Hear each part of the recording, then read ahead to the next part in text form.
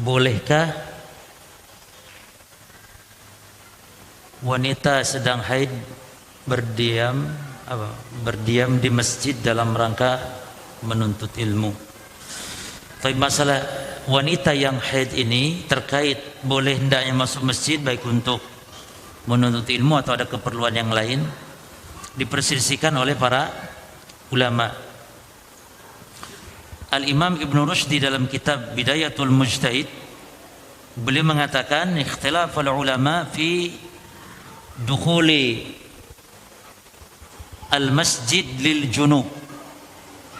Ada khilaf ulama tentang orang yang junub masuk masjid, dan orang yang junub yadkhul fihi al-haid. Ya, jadi yang pembahasan orang yang junub ya masuk ke dalamnya tentu pembahasan wanita yang sedang haid. Jadi ada beberapa khilaf ulama ala salasati aqwal, minimal ada 3 pendapat. Ada pendapat yang pertama melarang secara mutlak apapun alasannya. Ini madhab Maliki. Yang kedua, qaumun mana'u dzalika illa li'abirin fihi la muqima. Yang kedua, pendapat pendapat Syafi'iyah, wanita yang haid hanya boleh ke masjid untuk sekedar lewat saja. Dalilnya adalah Aisyah ketika disuruh Nabi untuk ngambil sajadah. Kata Aisyah, ya Rasul, saya sedang haid. Kata Nabi, haidmu kan bukan di tanganmu, kata Nabi. Ya sudah, ambil. Diambilnya oleh Aisyah, ngambil sajadah tok. Nah, inilah kesimpulan Imam Syafi'i. Nah, jadi bolehnya hanya lewat saja. Adapun tinggal seperti menuntut ilmu, berdiam lama di masjid tidak boleh. Pendapat yang ketiga, ini madhab Al-Zahiri diantaranya, dan pendapat yang lain yang membolehkan secara mutlak wanita, karena tidak adanya dalil atau dasar dalam masalah ini. Ya. Kalau Imam Ahmad mengatakan boleh wanita haid ke masjid asal wudu dulu katanya, termasuk orang yang junub.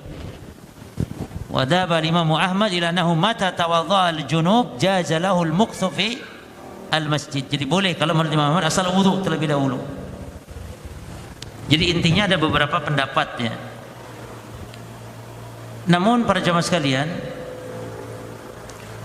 yang menjadi khilaf para ulama adalah dasarnya surah An-Nisa ayat 43. Allah berfirman tentang larangan orang junub untuk mendekati salat. Maksudnya ya dipahami di sini ya di masjid maksudnya. Ya ayyuhalladzina amanu la taqrabus shalah wa antum sukara hatta ta'lamu ma taqulun. Lalu kata Allah, wala junuban ila abiri sabil hatta tagtasilu.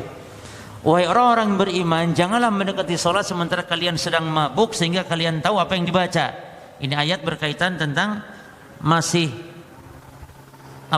orang yang mabuk tuh masih boleh dulu membaca salat, namun akhirnya dilarang secara mutlak. Nah, dalam ayat ini yang menjadi bahasan kita adalah Allah berfirman wala junuban, dan tidak boleh orang yang junub juga gitu ya, illa abiri sabil, kecuali sekedar lewat saja.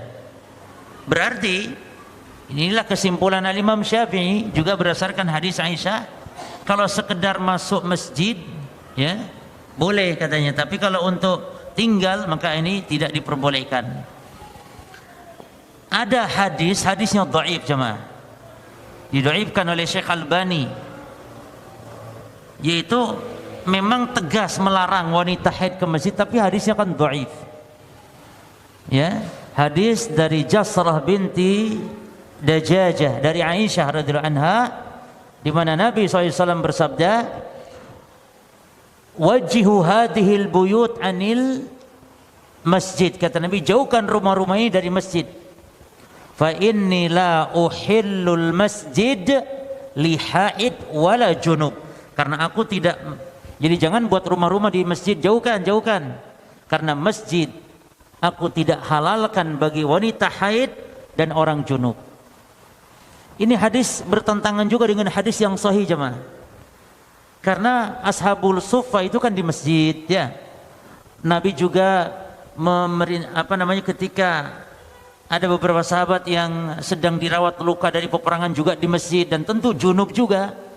Tidak menutup kemungkinan orang junub di masjid, mimpi kah atau bagaimana, mesti.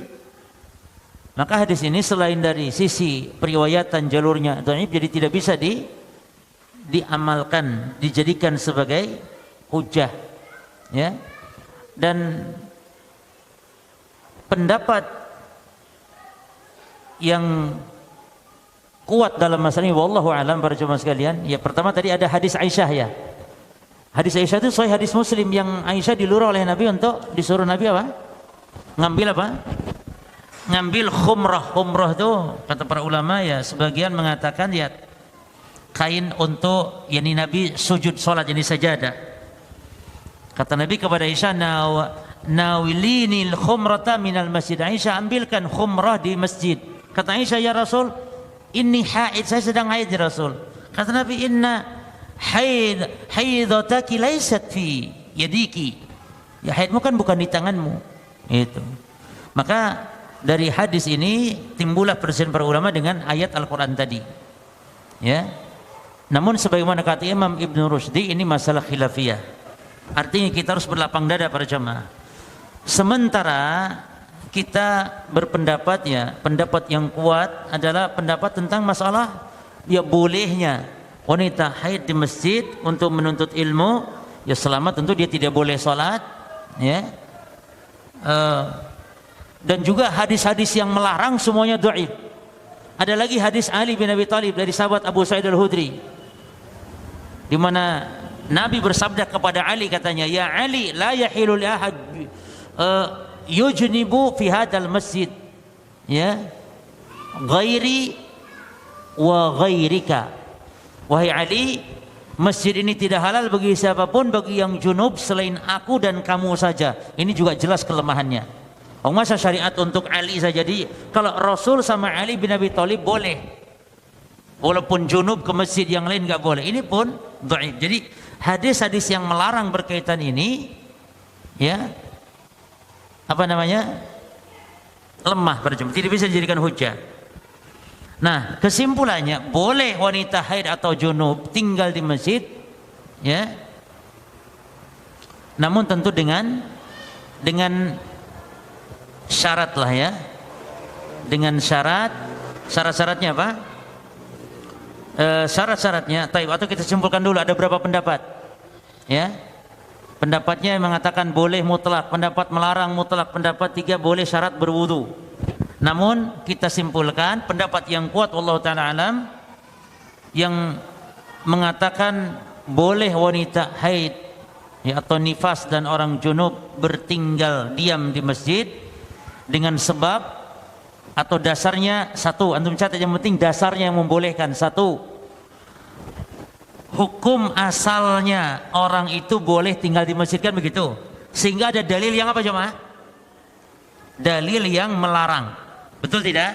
Hukum asalnya boleh tinggal di masjid siapapun dia, kecuali ada yang melarang. Dalam hal ini tidak ada dalil yang sharih yang melarang. Adapun yang melarang tadi hadisnya dhaif semuanya. Lalu bagaimana dengan surat An-Nisa tadi? Wahai orang-orang yang beriman, jangan mendekat salat sementara mabuk dan junub, kecuali lewat saja sampai dia mandi. Maksud ayat ini jamaah, jangan salat kalau sedang mabuk ya, dan jangan salat bagi orang yang junub. Bukan masalah di masjid tinggal, bukan. Kan ayat bunyinya apa? La taqrabus shalah, la taqrabus shalah, jangan mendekat salat. Apa maksudnya? Jangan salat, bukan jangan tinggal di masjid ya. Jadi jangan dekat tempat sholat. Sebagian ulama mengatakan ini katanya masjid, maksudnya ini letak khilafiyahnya ulama. Kalaupun mau diartikan masjid ya, diartikan masjid bukan sholat, padahal ayat bisa diartikan apa? Sholat bisa.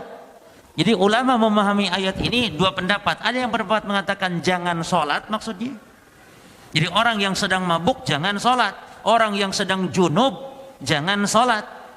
Ada yang mengatakan bukan itu maksud la taqrabu shalah, yakni jangan masuk masjid, jangan dekat tempat sholat maksudnya, yakni masjid. Inilah letak khilafiyah para ulama dalam memahami dilarang mendekati sholat. Dan yang menguatkan tafsiran ini adalah asbabun nuzul ayat para jamaah. Jadi Ali bin Abi Thalib mengatakan ayat ini turun tentang musafir. Ini orang yang junub maka tidak boleh mendekat salat, ini tidak boleh salat sehingga mandi. Kecuali abir musafir, yakni musafir maksudnya. Musafir itu kalau junub tidak dapat air boleh apa? Boleh tayamum.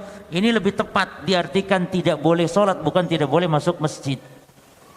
Adapun hadis jasrah, hadis tadi tidak halal bagi masjid bagi wanita, bagi yang junub dan wanita yang haid.